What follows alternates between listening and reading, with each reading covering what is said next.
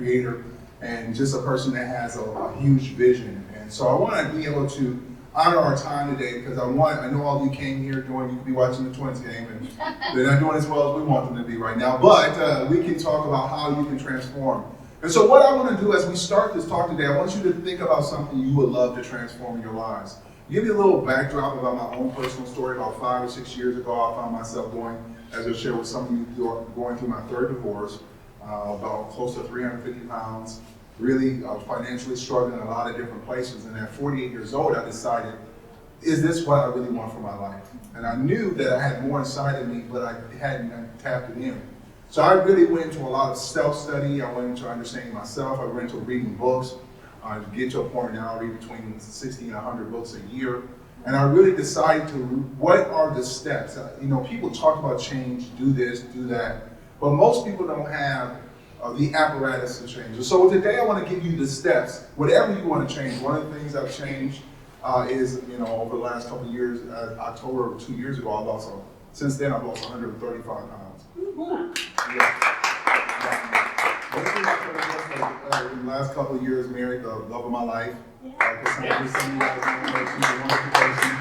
Most of my friends are like, are you sure she knows you've been divorced 3 times? I'm like, yes, she knows. I was just sharing my pickup line with her when we were first discussing. Now, we grew up together. We actually met in the 4th grade and went to school together. And she, when I first saw her in school, I was like, I'm gonna make her my girlfriend. So I just went up to her and said, do you have a boyfriend? And she's like, no. I said, well, I am your boyfriend. That's before me too, so I could say something like that, but you're not supposed to say that. So I did that, and I just left her on the playground. She thought I was gonna push her or something. I was like, no, I just need to tell the other people that you're my girlfriend. Then we went to school to the 8th grade. I actually got suspended because of her in the 7th grade. That's another story in itself. And we ended up coming back together when we were adults. And my pickup line, as I never, I always liked her, even as we became adults and stuff, but we always 2 shifts passing the night. And I finally asked her, I said, hey, would you ever marry someone that has a felony? She's like, I don't know, it depends, if they're rehabilitated, God's doing something in their life. I said, well, I don't, but I've been divorced 3 times, so maybe that's that was a good line, so apparently. And so I want to give you the 5 steps today for transformation. So I want you first, it only works if you have a fixated thing in your mind. So some of us, Christy talked about 13 years of, we wrote a book with her, 13 years of dating. So whether you want to be in a relationship, whether you want to get healthier, whether you want to make more money, how many want to make more money in your business? Oh, okay, yes. Everybody raise their hands. So I'm going to give you steps today that if you leave here and implement them, you will actually make way more money in your business, all right? So whatever you want to change, you can change it. So I'm going to give you the 5 steps of transformation. And I kind of self-discovered this, and then I studied other people, and I found that these are very true. So the first one is, before you do anything, something might be a little fuzzy, but before you do anything, you need to really examine your state of mind. Listen, Henry Ford says, whether you believe you can or you believe you can't, it's true. You're right. Oftentimes, people can't transform themselves, whether it be physically, mentally, emotionally, financially, because they don't believe they're possible. Let me give you a couple examples. If you ever talk to someone who wants to lose weight, they'll say, I'm big boned. Is that a real thing? Anyone have big? No, there is no such thing as big bones. Are there some bones denser than others? Sure, but that doesn't make you eat more McDonald's, okay? So the reality is that's just something you tell yourself to make yourself feel pretty good. Or all the men in Minnesota are bad, or all the women in Minnesota are crazy, or whatever terms you tell yourself, or it's too hard to lose weight, my metabolism's too high, too low. We tell ourselves all these narratives and never stop to ask yourself, is that going to give me the result that I want? When you want to do something, you have to evaluate where you really are. And what I noticed when I coach a lot of top level executives, and now I've been asked to be the president of a company, I realize most people, leaders, do not truly evaluate where they are. And I would say in a place like Minnesota, when we talk about Minnesota nice, I think it's another term of Minnesota lying. A lot of Minnesotans lie to themselves. So you've got to first be honest with yourself. Empower yourself? Have you made the right choices?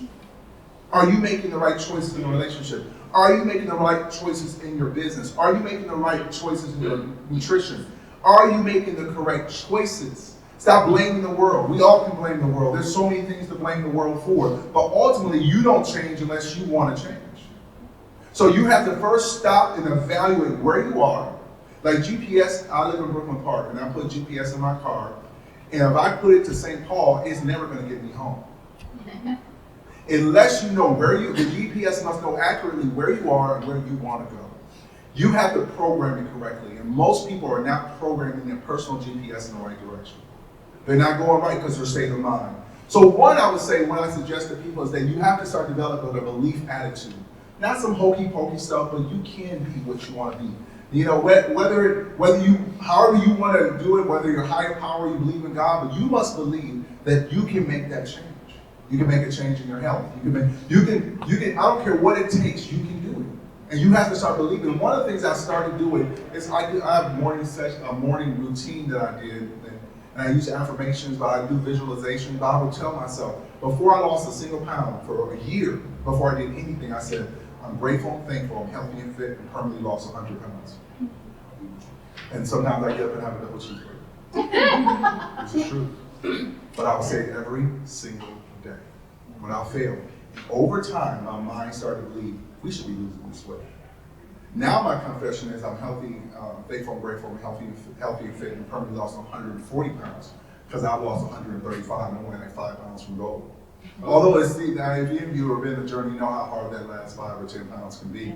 But it's really about keep telling yourself whether you do well or you do bad. So you need to find out what's that North Star you're shooting for. What are you really looking to do? And how are you going to do it? So first start with your belief system. So your state of mind is critical. If you skip past this, the other four won't matter. So you need to understand the state of mind is critical. Number two is systems. One thing I've realized about successful people in business and relationships and health, every successful person has a system. I've never met a successful person who did not have a system.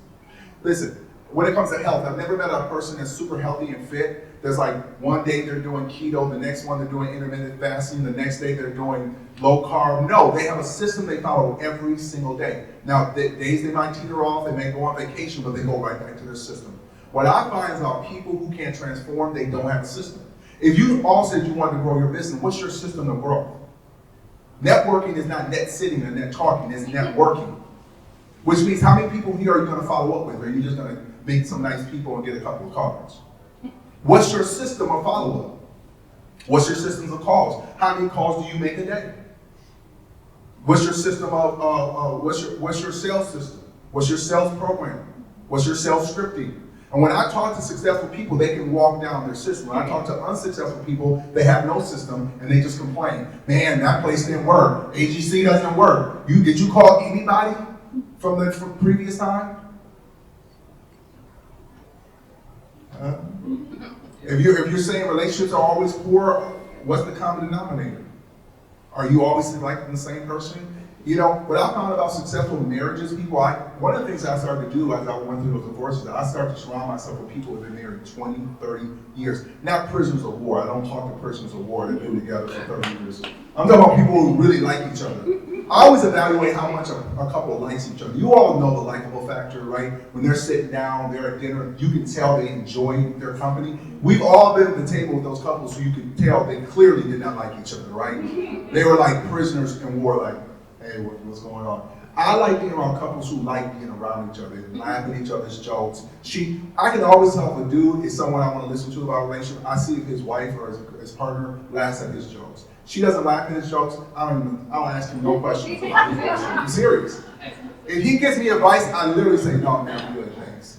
That's why I started evaluating, because it starts becoming like a relic. And so I start asking people who are really healthy in relationships, and they tell me their system. This is what we do at night.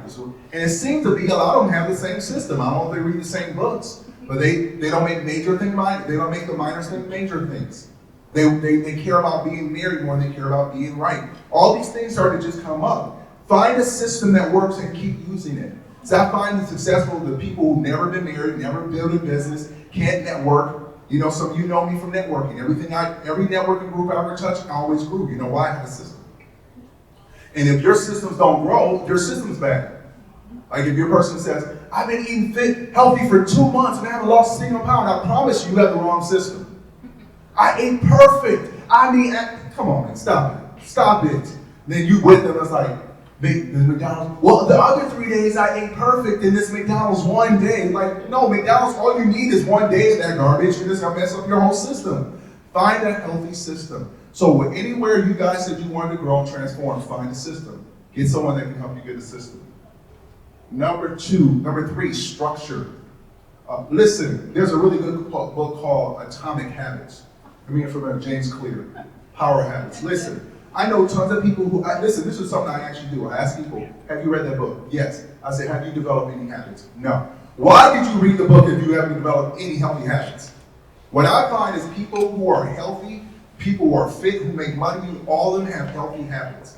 This is what I usually do now when I get into rooms with very successful people. I just ask them their habits. I don't ask them all. I don't ask them a bunch of stuff. I ask them their habits. So you need to have a habits that fit your structure. If you don't have habits that fit your structure, it's a waste of time. So you need to have habits that fit your structure. Fourth is society. This one is the glue that keeps everything together. Once you have a structure, after that, you now must have people surrounding you. Now, these are great people. Ask yourself, if it's any area in your life, who are your mentors? Who are your coaches? If you want to grow your business, who are your have you talked to Travis? Travis has built several things. I'm sure he would meet. Would you meet with anybody in here? I mean, people are asking Travis to help me with my network. He's just like, I'm just showing up. I always know people's strength by the people they have around them. Birds of a feather do what? Yeah. So if you always have a place that you're failing, I promise you the people in that area are failing. Harvard did a study years ago, and they said they can determine your income, your credit, and where you live based on the 5 closest people to you, and they never have to talk to you. Because that's how powerful societies and relationships are. So you need to find people who have the habits you want, the structure you want, the success you want. And then lastly, serve. The only way you're going to stick in something is that you have to have a mission higher than yourself.